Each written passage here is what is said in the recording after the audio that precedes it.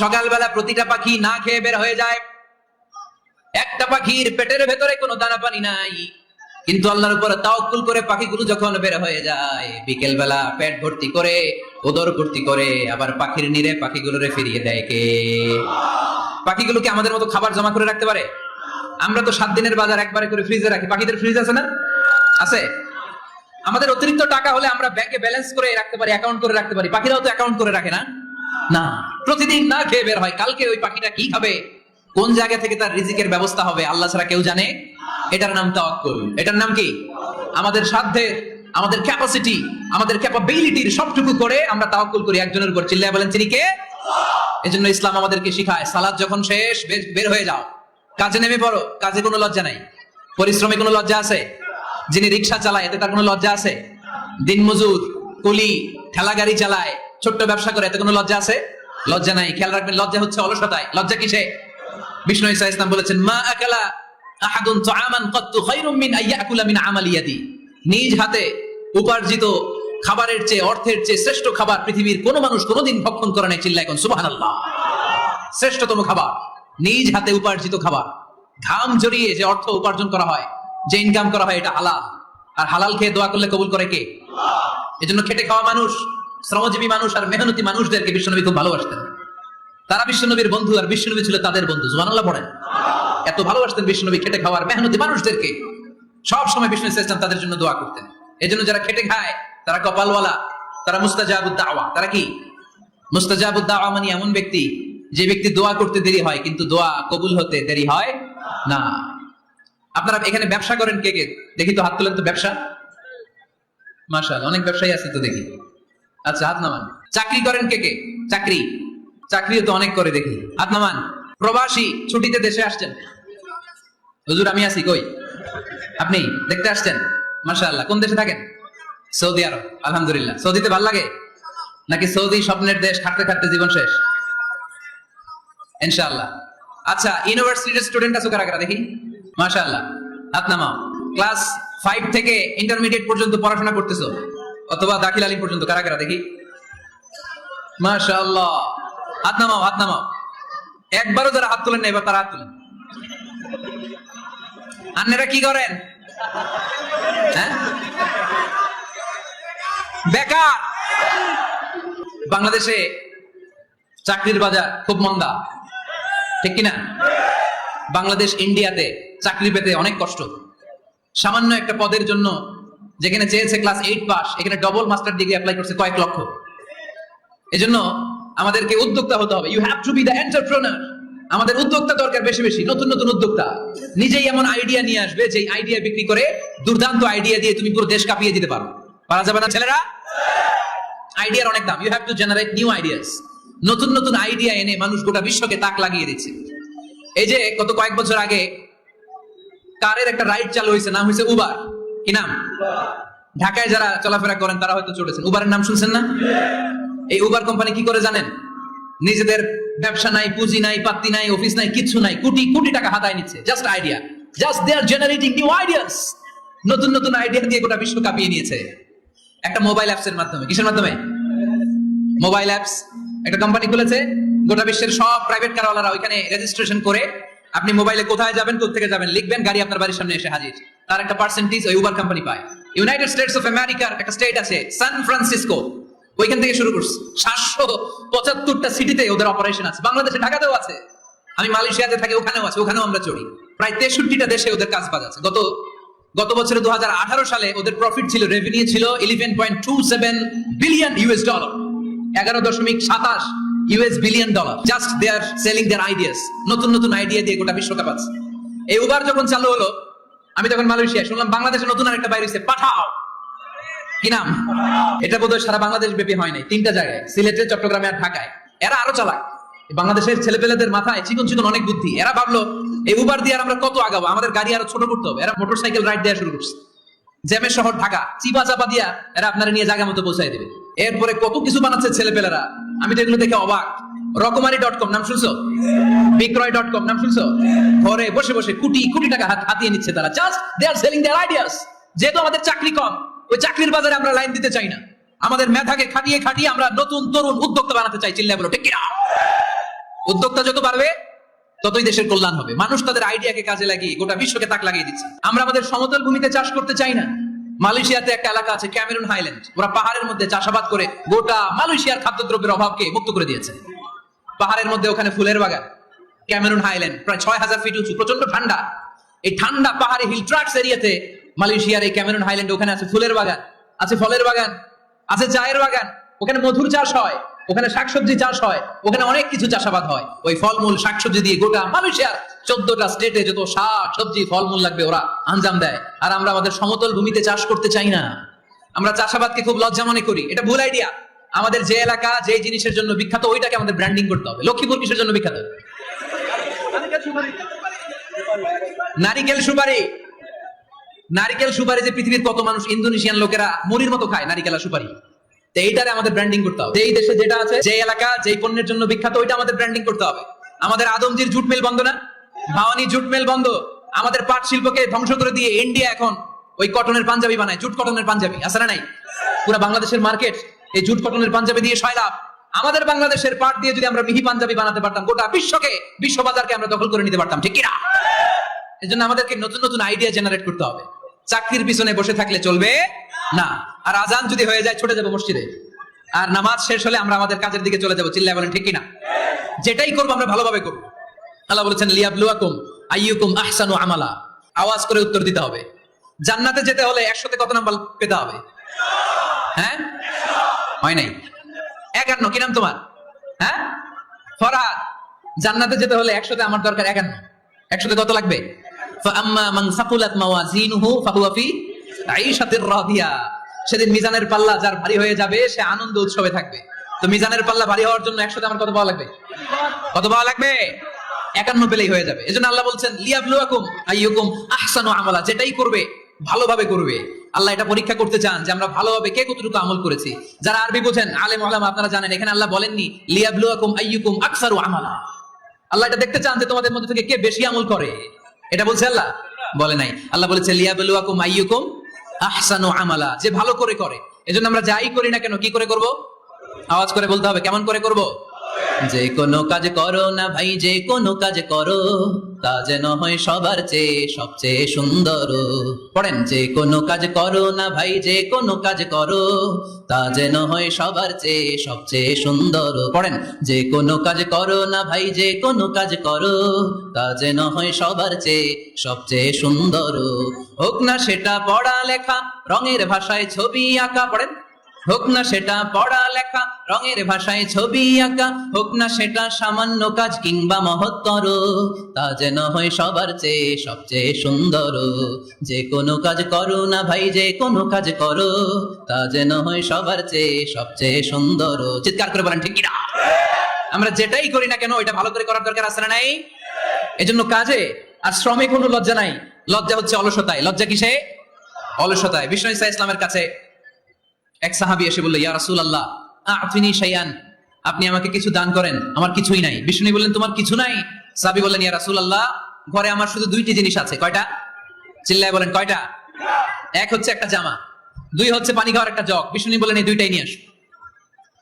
বিশ্বনবীর কথা শুনে ওই সাহাবী ঘর থেকে জামা নিয়ে আসলেন, পানি খাওয়ার জগ নিয়ে আসলেন। বিশ্বনবী সাল্লাল্লাহু আলাইহি ওয়াসাল্লাম ওনার মুবারক হাত দিয়ে এক হাতে জামা ধরে আরেক হাতে পানির জগটা ধরে সাহাবীদের দিকে উদ্দেশ্য করে বললেন, মাইয়াশতারি হাদাইন, এই 2টা জিনিস কেনার মতো কে কে আছে দেখি? কয়েকজন হাত তুললো। বিশ্বনবী বললেন, কত দিয়ে কিনবা? এক সাহাবী বলে, ইন্নী আশতারিহিমা বিদিরহাম, ও নবী যদিও এগুলো আমার দরকার নাই, কিন্তু আপনি যেহেতু নিলামে ডাক তুলেছেন, ইয়া রাসূলুল্লাহ ইয়া হাবিবাল্লাহ, আপনার সম্মানে আমি 1 দিরহাম দিয়ে 2টা জিনিস কিনে নেব। 1 দিরহাম, একটা জামা, একটা পানি খাওয়ার জগ, দাম কত? 1 দিরহাম। বিশ্বনবী বললেন, না না, 1 দিরহাম তো অনেক কম হয়ে যায়, মাইয়াজিদু আলা যালিক, এর চেয়ে বেশি দামে কে কিনবা? আরেক সাহাবী হাত তুলে বলতে লাগলেন, ইয়া রাসূলুল্লাহ ইয়া হাবিবাল্লাহ ওয়া ইন্নী আশতারিহিমা বিদিরহামাইন, আমি এই জামাটার পানি খাওয়ার জগটা 1 দিরহাম নয় 2 দিরহামের বিনিময়ে কিনতে চাই। বিষ্ণু ইসলাম ওই সাহাবাকে দিয়ে দিলেন। দিয়ে 2 দিরহাম নিয়ে, যে লোকটা ভিক্ষা করতে এসেছিল তার হাতে 2 দিরহাম দিয়ে বললেন, যাও 1 দিরহাম দিয়ে ঘরে খাবার কিনে দিয়ে আসো, আরেক দিরহাম দিয়ে একটা কুঠার কিনে নিয়ে আসো। শুনতেছেন? কি কিনে নিয়ে আসো? কুঠার দিয়ে কি করে? গাছ কাটে। ওই সাহাবী কুঠার কিনে নিয়ে আসার পরে বিশ্বনবী নিজ হাতে কুঠারের মধ্যে একটা কাঠের হাতল লাগাই দিলেন। আল্লাহু আকবার। হাতল ছাড়া কুঠার ইউজ করা যাবে? বিশ্বনবী নিজ হাতে ওই কুঠারের ভিতরে একটা হাতল লাগাই দিলেন আর বললেন, লা উরিদু আন আরাকা 15 আইয়াম। এই কুঠার নিয়ে জঙ্গলে যাও, গায়ে অনেক শক্তি আছে, কাঠ কাটো, এই কাঠ কেটে বাজারে বিক্রি করো, সামনের 15 দিন যেন আমি আমার চোখের সামনে তোমার না দেখি। বিশ্বনবীর পরামর্শ অনুযায়ী কুঠার নিয়ে ওই সাহাবী জঙ্গলে চলে গেলেন। কাঠ কেটে বাজারে বিক্রি করতে করতে 15 দিন পরে 10 দিরহাম নিয়ে বিশ্বনবীর দরবারে হাজির হয়ে গেলেন। 10 দিরহাম নিয়ে বিশ্বনবীর কাছে হাজির হয়ে গেলেন। সাহাবী এসে বললেন, ইয়া রাসূলুল্লাহ, এখন আর আমার ভিক্ষা করা লাগে না, আমার গায়ে অনেক শক্তি আল্লাহ দিয়েছে, আই এম ভেরি এনার্জেটিক। আপনার দেয়া বরকতের কুঠার দিয়ে আমি কাঠ কেটে কেটে স্বাবলম্বী হতে শুরু করেছি। সুবহানাল্লাহ পড়েন। আমি এখন 10 দিরহামের মালিক। বিশ্বনবী বললেন, লা আইয়াহতাতিবা আহাদুকুম হুসমাতান আলা দাহরিহি খায়রুম মিন আইয়াসআলা শাইআন ফায়ুতিয়াহু আও ইয়ামনাহু। যাদের গায়ে শক্তি আছে তারা ভিক্ষা না করে কাঠ কেটে পিঠে সেই বোঝা নিয়ে বাজারে বিক্রি করা অনেক ভালো। কারণ কারো কাছে যদি তুমি হাত পাতো, সে দিতেও পারে, নাও দিতে পারে, আর কষ্ট করলে কষ্ট কোনোদিন বৃথা যায় না। চিল্লায় বলেন ঠিক কিনা? বিষ্ণু ইসা ইসলামের অনুপ্রেরণা এই সাহাবা অল্প কিছুদিনের ব্যবধানে স্বাবলম্বী হয়ে গেলেন। What is the moral of the story? বিশ্বনবীর এই প্রফেটিক স্টোরি থেকে আমাদের কি শিক্ষা? লেসন নাম্বার 1, বিশ্বনবী চাইলেই ওই 2 দিরহাম দিয়ে বলতে পারতো, যাও খাবার দাবার কিনে ফ্যামিলিতে দিয়ে আসো। সে ওই 2 দিরহাম নিয়ে খাবার দাবার কিনে ফ্যামিলিকে খাইয়ে রাত্রে আবার ভিক্ষায় নামতো। কথা কন, রাত্রে কি করতো? ভিক্ষায় নামতো। বিষ্ণু ইসা ইসলাম তাকে কাজ করে খাওয়ার জন্য উৎসাহ দিলেন। পাশাপাশি বিষ্ণু ইসা ইসলাম পার্মানেন্ট সলিউশন দিলেন। এজন্য পার্মানেন্ট সলিউশনের ব্যবস্থা করতে হবে। অনেকে আমরা যাকাত দেই, জাকাতের শাড়ি দেই, জাকাতের লুঙ্গি দেই, আছে না নাই? না, জাকাতের শাড়ি, জাকাতের লুঙ্গি বলতে কোনো কথা ইসলামে নাই। এগুলো খুব কম দামি শাড়ি, যাদেরকে এগুলো দেওয়া হয় তাদেরকে অপমান করা হয়, ঠিক কিনা? আল্লাহ বলেছেন, ওয়ালাকাদ কাররামনা বানি আদম, I have dignified the status of the sons of Adam. আমি আদমের সব সন্তানদেরকে সম্মানিত করেছি। সুবহানাল্লাহ পড়েন। আপনাদের চেয়ে সম্মানিত কেউ আছে? মানুষের চেয়ে সম্মানিত গোটা বিশ্বে আর কোনো মাখলুকাত আছে? নাই। এজন্য জাকাতের শাড়ি দেওয়া যাবে না, জাকাতের লুঙ্গি দেওয়া যাবে না। জাকাতের শাড়ি আপনারা দেখছেন, এটারে একবার ধোয়ার পরে দ্বিতীয়বার পরা যায় না। মশারি কি পাতলা, এর চেয়েও পাতলা। এই জন্য জাকাতের শাড়ি, জাকাতের লুঙ্গি বলতে ইসলামে কোনো পরিভাষা নাই। আপনাকে স্বাবলম্বী করে দেওয়ার চেষ্টা করতে হবে। যারা বিজনেস ম্যাগনেট আছেন তারা একসাথে হয়ে একটা স্ট্রং জাকাত ম্যানেজমেন্ট প্ল্যাটফর্ম করতে পারেন, যেখান থেকে আপনারা বিভিন্ন থানায়, বিভিন্ন গ্রামে বাছাই করে করে কিছু ভাইদেরকে জাকাত দিতে পারেন স্বাবলম্বী করার উদ্দেশ্যে।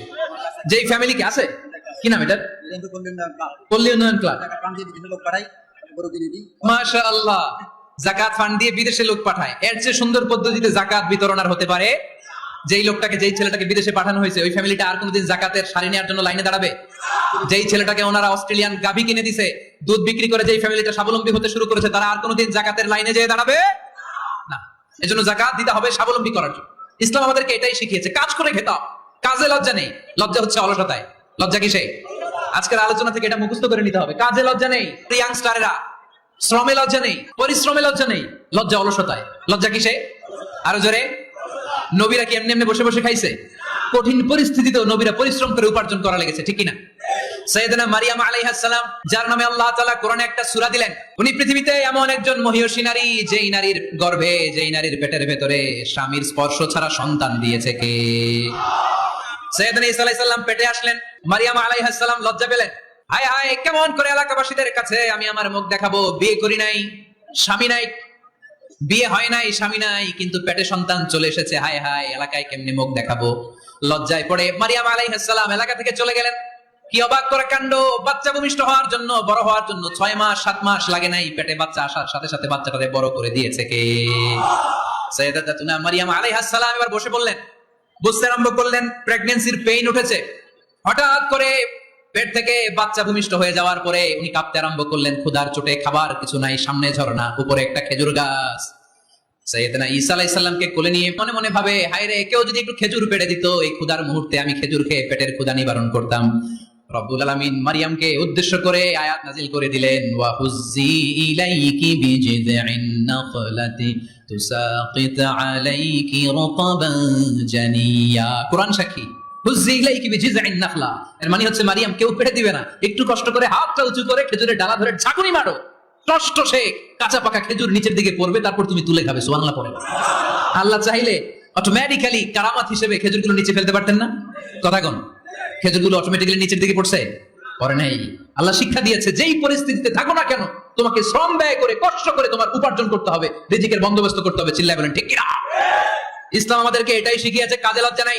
আবার বিশ্বনবী বললেন, ইন কামাতিস সাআ ওয়া ফি ইয়াদি আহাদিকুম ফাসিলাতুন, তোমাদের কারো হাতে যদি একটা চারা বীজ থাকে, সে যদি দেখে কিয়ামত হতে শুরু করেছে, ফা ইন ইসতাতাআ আন ইয়াগরিসাহা ক্বাবলা আন তাকুমা আস-সাআ ফালইয়াগরিসহা, কারো হাতে একটা চারা বীজ নিয়ত করেছে, চারা বীজটা রোপণ করবে, ইন দা মিন টাইম দেখলো কিয়ামত হতে শুরু করেছে, বিশ্বনবী বললেন যদি তোমার সুযোগ থাকে কিয়ামত হওয়ার আগে চারা বীজটা রোপণ করে দাও। কথা বুঝতে পেরেছেন? আপনার হাতে একটা চারা বীজ, আপনি প্ল্যান করেছেন এই চারা বীজটা রোপণ করবেন, ইন দা মিন টাইম দেখলেন কি হওয়া শুরু হয়েছে, ইদা জুলজিলাতিল আরদু জিলজালাহা, দ্য বিগেস্ট আর্থকোয়েক, ভূমিকম্প শুরু হয়েছে, কিয়ামত হয়ে যাবে। বিশ্বনবী বললেন কিয়ামত হইতেছে ওদিকে, আর তোমার হাতে যদি চারা বীজ থাকে দেরি করো না, কিয়ামত তোমার কাছ পর্যন্ত আসার আগে সুযোগ পেলে চারা বীজটা রোপণ করে দাও। ইসলাম শিখিয়েছে শেষ নিঃশ্বাস পর্যন্ত তোমাকে লড়ে যেতে হবে। এই পৃথিবীতে কেউ কাউকে জায়গা করে দেয় না, জায়গা করে নিতে হবে। এই পৃথিবীটা, the life is not a bed of roses, এটা ফুল বিছানো কোনো ফুল সজ্জা নয়, এটা কণ্ঠকাকীর্ণ। কেউ আপনার স্পেস করে দিবে না, কেউ আপনাকে সুযোগ করে দিবে না, কেউ আপনার জায়গা করে দিবে না, বরং আপনি জায়গা করে নিলে টাইনা নিচে নামাবে। কথা বলেন? এজন্য কখনো অলসতাকে স্থান দেয়া যাবে। রাসূল বাত্তালি দুক্কানু শয়তান, অলস মস্তিষ্ক শয়তানের আড্ডা। অলস যদি কেউ থাকে এটারে টেনে বেঁধে কাজে নামাবে, পারা যাবে? আমরা আজকে অলসতাকে নো বলে যাবে মাহফিল থেকে। অলসতাকে আমরা কি বলবো? আওয়াজ করে বলতে হবে, অলসতাকে কি বলবো আমরা? মুমিনের জীবনে কোনো অলসতা নাই। অলস হয় মুনাফিকরা। অলস হয় কারা? চিল্লায় বলতে হবে। মুমিনরা অলস হয়? অলস হয় কারা? এজন্য কোরআনে আল্লাহ এই কথাও বলে দিলেন, ওয়াইদা قاموا إلى الصلاة قاموا كسالى يراءون الناس ولا يذكرون الله إلا قليلا। সুবহানাল্লাহ পড়ে। মুনাফিকরা যখন মানুষকে দেখানোর জন্য নামাজে যায়, ওই নামাজে তাদের ইখলাস নাই, ওই নামাজের ভেতরে তাদের কোনো খুশু খুদু নাই, ওই নামাজের ভেতরে আছে শুধু অলসতা। ওই নামাজে কি আছে? কিন্তু আমরা যখন নামাজে যাই আমাদের অলসতা আছে? আমরা নামাজ পড়লে আমাদের হৃদয়টারে সজীব করে দেয় কে? আমরা ওযু করলে আমাদের মনটাকে চাঙ্গা করে দেয় কে? আমরা মসজিদে ঢুকলে হৃদয়টাকে প্রাণবন্ত করে দেয় কে? মুমিন তো নামাজে গেলে চাঙ্গা হয়, মুমিন ওযু করলে চাঙ্গা হয়। বিষ্ণু ঈসা ইসলাম বললেন, ইয়াকিদু শাইতানু আলা কাফিয়াতি রাসি আহাদিকুম ইদা নাম। খেয়াল করে শুনবেন ভাইরা, চমৎকার একটা হাদিস। আমরা যখন ঘুমোতে যাই, শয়তান আমাদের প্রত্যেকের মাথার পিছনে 3টা অলসতার গিট মারে। কয়টা? আওয়াজ করে বলেন। 3টা অলসতার গিট মারে। ইয়াকিদু শাইতানু আলা কাফিয়াতি রাসি আহাদিকুম সালাসা উকাদ। 3টা গিট মারে যখন আমরা ঘুমোতে যাই। অলসতার 3টা গিট মেরে আমাদের কানের সামনে এসে ফিসফিস করে মন্ত্র পড়তে থাকে, আলাইসা লাইলুন তাওয়িলুন ফারকুদ, আলাইসা লাইলুন তাওয়িলুন ফারকুদ। বিশাল লম্বা রাত, ঘুমাও। অনেক সময় আছে, ঘুমাও। রাত 5টা বেজে যাচ্ছে, তাহাজ্জুদের সময় শেষ হয়ে যাচ্ছে, তখনও শয়তান বলে রাত অনেক লম্বা, ঘুমাও। ফজরের সময় পার হয়ে যাচ্ছে, সূর্য উঠে যাচ্ছে, শয়তান বলে আলাইসা লাইলুন তাওয়িলুন ফারকুদ, এখনো অনেক সময় আছে, লম্বা লম্বা লম্বা চৌড়া রাত পড়ে আছে, তুমি ঘুমাও। বিশ্বনবী বললেন, ফাইনিস্তাইকাযা ওয়া যাকারাল্লাহ ইনহাল্লাত উকদা। আমার উম্মতের কেউ যখন ঘুম থেকে জেগে ঘুম থেকে ওঠার দোয়া পড়া শুরু করে দেয়, অলসতার প্রথম গিটটা সাথে সাথে খুলে দেয় কে? আপনি ঘুম থেকে উঠেই যখন ঘুম থেকে ওঠার দোয়া পড়বেন, আপনার অলসতার প্রথম গিট খুলে দেয় কে? ঘুম থেকে ওঠার দোয়াটা কি? আলহামদুলিল্লাহিল্লাযী আহইয়ানা বা'দা মা আমাতানা ওয়া ইলাইহিন নুশুর। প্রশংসা সেই আল্লাহ, যে আল্লাহ আমাদেরকে লম্বা একটা ঘুম শেষে, মৃত্যু শেষে আমাদেরকে ঘুম থেকে উঠালেন। এই দোয়াটা পড়ার সাথে সাথে শয়তান যে 3টা গিট মারছে, ওই 3টার একটা খুলে দেয় কে? ফাইন তাওয়াদ্দা ইনহাল্লাত উকদা। ঘুম থেকে জেগে ঘুমের দোয়া পড়ার পরে যখন কেউ ওযু করে ফেলে, অলসতার দ্বিতীয় গিটটাও খুলে দেয় কে? ওযু করার পরে ফাইন সাল্লাত ইনহাল্লাত উকদা, নামাজের মুসল্লায় দাঁড়িয়ে যখন নামাজ শুরু করে দেয়, অলসতার 3 নাম্বার গিটটাও খুলে দেয় কে? 3টা গিট যখন খুলে দেয়, বিষ্ণু ঈসা ইসলাম বললেন, ফাসবাহা নাশীতাল কলব। নাশীত, তখন মুমিন বান্দা সজীব হয়ে ওঠে, প্রাণবন্ত হয়ে ওঠে, উচ্ছ্বসিত হয়ে ওঠে। ওয়া ইল্লা খাবিসান নাফসি কাসলান। আর যদি ঘুমিয়ে থাকে, 3টা গিট তার মাথার পেছনে শয়তানের অলসতার লেগে থাকে, তাহলে তার দিনটা শুরু হয় অলসতা দিয়ে, আর সে হয় অলসতার রাজা। চিল্লায় এখন ঠিক কিনা? এজন্য আমরা কি অলস হতে চাই না কর্মঠ হতে চাই? কোন নবীরা কি অলস ছিলেন? পৃথিবীতে কোন নবী অলস ছিলেন? সব নবী কর্মঠ ছিলেন। বিষ্ণু ঈসা ইসলাম বললেন, মা বা'আসাল্লাহু নাবিয়্যান ইল্লা রাআল গানাম। এই পৃথিবীতে এমন কোন নবী নাই যেই নবী বকরি চড়ায় নাই। পৃথিবীতে এমন কোন নবী নাই যেই নবী কি চড়ায় নাই? ছাগল চড়ায় নাই। সাহাবারা বললেন, ইয়া রাসূলুল্লাহ আনতা কাযালিক, আপনিও ছাগল চড়াইছেন? বিষ্ণু ঈসা ইসলাম বললেন, না, আমিও ছাগল চড়িয়েছি। ওয়া ইন্নী আরআহা আলা কারারিতি আহলি মক্কা, আমি তো মক্কাবাসীদের অল্প কিছু পয়সার বিনিময়ে তাদের ছাগলগুলোকে চড়িয়ে দিতাম। সুবহানাল্লাহ পড়বেন না? বিষ্ণু ঈসা ইসলাম ছাগল চড়াতেন। ছাগল চড়ানো সহজ কাজ না কঠিন কাজ? কেন কঠিন এটা? হ্যাঁ, টেরা খুঁটি মারে, হ্যাঁ, কি করে? বসে থাকতে হয়। তো ছাগল যারা পালে তারা জানে ছাগল পালা কত কষ্ট। ওরে ডানে টান দিলেও কই যায়, রশি ধরে বায়ে টান দিলে কই যায়, সামনে টানলে কই যায়, পিছনে টানলে কই যায়। সারা সপ্তাহ আপনি সময় পান না এটার গোসল করাবেন, ভাবলেন আজকে জুমার দিন আমি গোসল করি, এটার গোসল করাই। এটারে আপনি পুকুর ঘাটে নিবেন, টান দিয়েছেন, ওর বাপের কিরাও 1 ইঞ্চিও সামনে যাবে না, ঠিক কি না? এই টেরা প্রাণী আল্লাহর কি কি মহিমা। আল্লাহ তাআলা পৃথিবীর সবচেয়ে শ্রেষ্ঠতম মানুষদেরকে ছাগল চড়িয়ে ছেড়েছেন, ঠিক কি না? মা বাআসাল্লাহু নাবিয়ান ইল্লা রাআল গানাম। এই পৃথিবীতে এমন কোন নবী ছিল না যে নবীরা ছাগল চড়ায় নাই। আল্লাহ বুঝাতে চাইলেন ছাগল চড়ানো অনেক কষ্টের কাজ, অনেক ধৈর্যের প্রয়োজন। এখন নবীরা তোমরা ছাগল চড়াও, কিছুদিন পর ছাগলের চেয়েও টেরা জাতি মানুষ চড়াইতে হবে। মানুষের মধ্যে টেরা আছে না নাই? ভালো বললে ভালোটা বুঝে না, ডানে যেতে গেলে বায়ে যায়, বায়ে যেতে বললে ডাইনে যায়, এরকম আছে না নাই? সম্মানিত ভাইরা, সমস্ত আম্বিয়া আলাইহিমুস সালাম ওনারা কর্মঠ ছিলেন। সাইয়েদনা আদম আলাইহিস সালাম নিজ হাতে চারা গাছ রোপণ করে চাষাবাদের কাজ করেছেন, সুবহানাল্লাহ পড়েন। সাইয়েদনা ইব্রাহিম আলাইহিস সালাম চাষাবাদের কাজ করেছেন। সাইয়েদনা দাউদ আলাইহিস সালাম নিজ হাতে যুদ্ধের জন্য যে পোশাক পরতে হয়, যেটা পরলে গায়ের মধ্যে ছুরি মারলেও ঢুকে না, ওই শিরস্ত্রাণ বানিয়েছেন, নিজ হাতে তলোয়ার বানিয়েছেন, সুবহানাল্লাহ পড়েন। সাইয়েদনা মুসা আলাইহিস সালাম ছাগল চড়িয়েছেন। সাইয়েদনা মুসা আলাইহিস সালামের মেজাজ নরম না গরম? নবীদের মধ্যে সবচেয়ে বেশি মেজাজওয়ালা নবী ছিলেন মুসা আলাইহিস সালাম। উনিও 8 থেকে 10 বছর সাইয়েদনা শুআয়ব আলাইহিস সালামের এরিয়াতে ছাগল চড়িয়েছেন। চিল্লায় বলেন সুবহানাল্লাহ। এজন্য নবীরা যেহেতু কাজ করেছেন, কর্মঠ ছিলেন, আমরাও কর্মঠ হব, ঠিক কি না? সাহাবারাও কর্মঠ ছিলেন, বিশ্বনবীর সাহাবারাও ব্যবসা করতেন। সাইয়েদনা আবু বকরের বিশাল ব্যবসা প্রতিষ্ঠান ছিল, সুবহানাল্লাহ পড়েন। আপনারা হজ উমরা করেছেন কে কে দেখি? করছেন? মাশাআল্লাহ। যারা করে নাই আল্লাহ তাদেরকে আল্লাহর ঘর জিয়ারতে তুমি নসিব করো। বিশ্বনবীর মাকবারার সামনে দাঁড়িয়ে আমরা যেন সালাম পেশ করতে পারি, তুমি নসিব করো। বাইতুল্লাহ শরীফে এবং মসজিদ নববীতে আমরা যেন সালাত আদায় করতে পারি, আল্লাহ তুমি নসিব করো। সাইয়েদনা আবু বকর রাদিয়াল্লাহু তাআলা আনহুর ব্যবসা প্রতিষ্ঠান ছিল মক্কা কাবা ঘরের পাশেই। উনার ব্যবসা প্রতিষ্ঠানগুলো যেখানে ছিল ঠিক ওইখানেই সৌদি সরকার এখন শপিং মল বানিয়ে দিয়েছে, মসজিদ আবু বকর। মক্কা শহরের যেখানে বহিরাগতরা এসে ওখানে ছাগল, ওখানে ঘোড়া, উট এগুলো রাখতো, আস্তাবল রাখতো, ঘোড়ার উট যেখানে রাখা হতো ঠিক ওই জায়গায় সৌদি সরকার ওটার পার্কিং লট বানাই দিয়েছে। মানে যেখানে আগে সাহাবাদের ব্যবসার জায়গা, ওইখানে বর্তমানে শপিং মল। যেখানে আগের সময়কাল সাহাবারা উট আর ঘোড়া রেখে বাঁধতো, ওইখানে এখন গাড়ি ঘোড়া রাখার ব্যবস্থা করা হয়েছে। সাইয়েদনা আবু বকর অনেক বড় ব্যবসায়ী ছিলেন। ওনার নিজ টাকা দিয়ে হাবাসা থেকে আসা সাইয়েদনা বেলালকে তিনি 20,000 স্বর্ণ মুদ্রা দিয়ে উমাইয়া ইবনে খালাফের কবল থেকে তিনি মুক্ত করেছেন। সাইয়েদনা উসমান যুন্নুরাইন বড় ব্যবসায়ী ছিলেন। নিজের টাকা দিয়ে মদিনার মুসলমানেরা পানি খেতে পারে না, বিইরে রুমা নামে একটা কুয়া ছিল, এই কুয়ার মালিক ছিল ইহুদি। মুসলমানেরা পানি খেতে গেলে এসে বকা দিত, পানি খেতে দিত না। বিশ্বনবী বললেন আমার সাহাবীদের মধ্যে এমন কি কেউ নাই নিজের অর্থায়নে বিইরে রুমা কিনে মুসলমানদেরকে দিয়ে দিবে? সাইয়েদনা উসমান যুন্নুরাইন বলল ইয়া রাসূলুল্লাহ আপনার খেদমতে আমি হাজির। মুহূর্তের মধ্যে সাইয়েদনা উসমান যুন্নুরাইন নিজের অর্থায়নে বিইরে রুমাটা কিনে মুসলমানদের জন্য সদকা করে দিয়েছে। তো ব্যবসা না করলে, কর্মঠ না হলে, উপার্জন না হলে সদকা করা যাবে? চিল্লায় বলেন করা যাবে। সুনানে তিরমিজির বর্ণনা, বিষ্ণু ঈসা ইসলাম মক্কা থেকে যত সাহাবারা হিজরত করে মদিনায় এসেছে, মদিনাতে কোন না কোন সাহাবার সাথে বিশ্বনবী ভ্রাতৃত্বের বন্ধনে আবদ্ধ করে দিয়েছে, সুবহানাল্লাহ পড়েন। এজন্য মক্কা থেকে যারা এসেছে এদেরকে বলে মুহাজির, এদেরকে কি বলে? আর মদিনায় যারা ছিল এদেরকে বলে আনসার, এদেরকে কি বলে? আওয়াজ করে উত্তর দিবেন। মক্কা থেকে যারা এসেছে তাদের নাম, আর যারা মদিনার সাহাবী তাদের নাম আনসার। মক্কা থেকে হিজরত করে যে সমস্ত সাহাবারা এসেছিল তারা ছিল মদিনার মেহমান। বিশ্বনবী এক এক মক্কার সাহাবীকে মদিনার এক এক সাহাবীর সাথে ভ্রাতৃত্বের বন্ধনে আবদ্ধ করে দিলেন। আব্দুর রহমান ইবনে আউফ রাদিয়াল্লাহু তাআলা আনহু, উনার সাথে ভ্রাতৃত্বের বন্ধনে যে সাহাবীকে বিশ্বনবী আবদ্ধ করে দিলেন ওনার নাম হচ্ছে সাদ ইবনে রাবিয়া। কি নাম? মদিনার অনেক বড় ব্যবসায়ী। বিশ্বনবী বললেন আব্দুর রহমান ইবনে আউফ, সম্পদ ছেড়ে দিয়ে, পরিবার ছেড়ে দিয়ে, স্থাবর অস্থাবর সব ছেড়ে দিয়ে আল্লাহ রাসূলের ভালোবাসায় মক্কা থেকে মদিনায় এসেছো। মদিনায় তোমার চিন্তা নাই, সাদ ইবনে রবিকে আমি তোমার ভাই বানিয়ে দিলাম। সাদ ইবনে রবি তোমার আপন ভাইয়ের মতো। সাদ ইবনে রবি বলল আব্দুর রহমান জীবনে তোমারে কোনোদিন দেখি নাই, তোমারে আমি চিনি না, তোমার নাম শুনি নাই, কিন্তু বিশ্বনবী তো তোমার দায়িত্ব আমাকে দিয়েছে। আমার চেয়ে বড় ধনী মদিনার মধ্যে দ্বিতীয় কেউ নাই। আজ থেকে তুমি আমার ভাই, আজ থেকে তুমি আমার কি? আল্লাহ আমাকে যত সম্পত্তি দান করেছে তার অর্ধেক সম্পত্তি আমি তোমার নামে দিয়ে দিলাম। ও আব্দুর রহমান ইবনে আউফ, শুধু তাই নয়, রব্বুল আমিন আমাকে 2 জন স্ত্রী দিয়েছে। কয়জন? তুমি দেখো আমার কোন স্ত্রীকে তোমার বেশি ভালো লাগে, যার নাম তুমি বলবে সাথে সাথে আমি তারে তালাক দিয়ে দিব। তার ইদ্দত পালন শেষে তুমি তাকে বিয়ে করে তোমার সাথে নিয়ে যাবা। সুবহানাল্লাহ।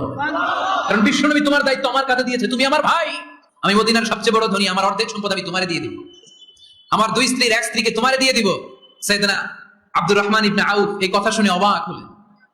অবাক হয়ে উনিও এক অবাক কথা বললেন। উনি বললেন, লা হাজাতা লি ফি আখি, ও আমার প্রাণের ভাই, তোমার কথা শুনে আমার হৃদয়টা ভরে গিয়েছে, কিন্তু তোমার সম্পদেরও দরকার আমার নাই, তোমার স্ত্রীরও দরকার আমার নাই।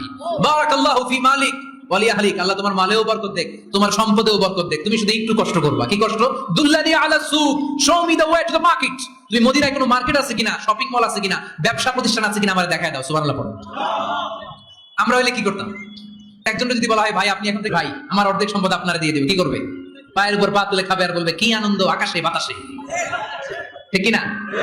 এরপর যদি বলি, ভাই আমার দুই বউ যেটারে সুন্দর লাগে বলেন তালাক দিয়ে দেই, নিয়ে যান, কি বলবে? কি আনন্দ আকাশে বাতাসে। আল্লাহ রাসূলের সাহাবী আব্দুর রহমান ইবনে আউফ বললেন, লা হাজাতা লি ফি, আমার দরকার নেই, দুল্লানি আলা সুক, just show me the way to market, এখানে মার্কেট কই আছে দেখায় দাও।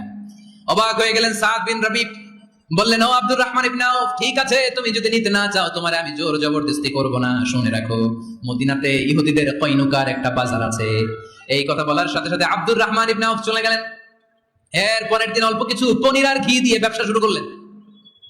পনির আর ঘিয়ের ব্যবসা করতে করতে করতে করতে ব্যবসায় তিনি এত লাভ করলেন, উনি বললেন, আমি যদি কখনো মদিনার বালুর মধ্যে হাত দিতাম ওই বালুটারও সোনা বানায় দিত কে? দুল্লানি আলা সুক। কর্মঠ যুবক ভাইরা, এই আব্দুর রহমান ইবনে আউফ আমাদের প্রেরণা।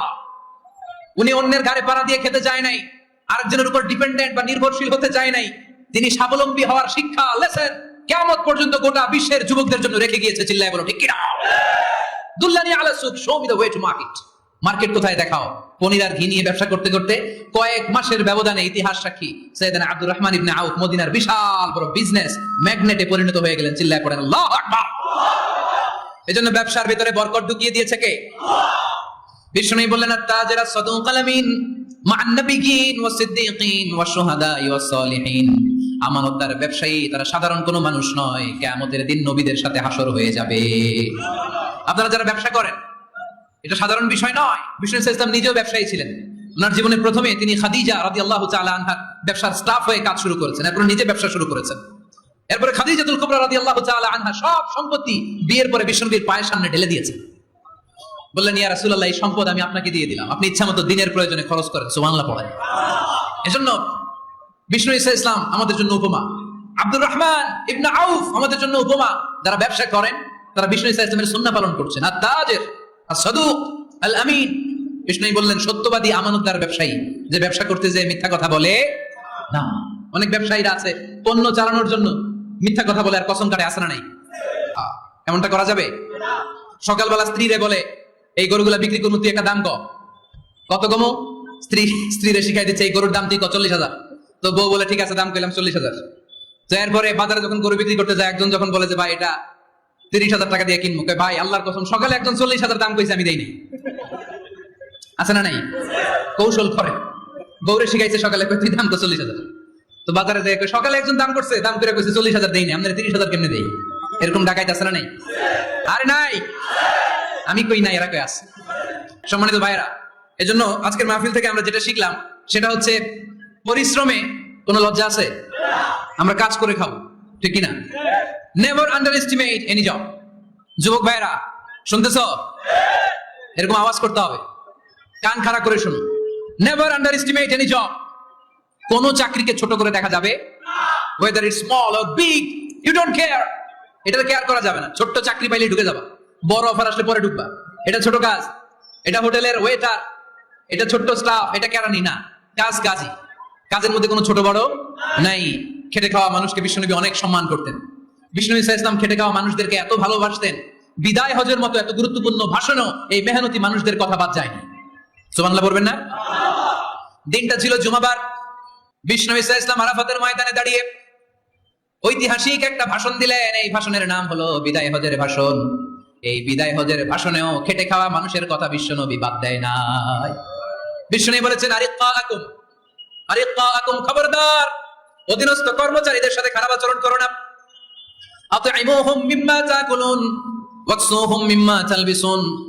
খবরদার, মনে রেখো, তোমরা যা খাবে তোমাদের অধীনস্থ কর্মচারীদেরও তা খাওয়াবে, তোমরা যা পড়বে তাদেরও তা পড়াবে। বিশ্বনবী শেষ নিঃশ্বাস ত্যাগ করে যাওয়ার আগে যেই কয়েকটা কথা বলেছিলেন তার মধ্যে মেহনতি মানুষদের জন্য কথা আছে না?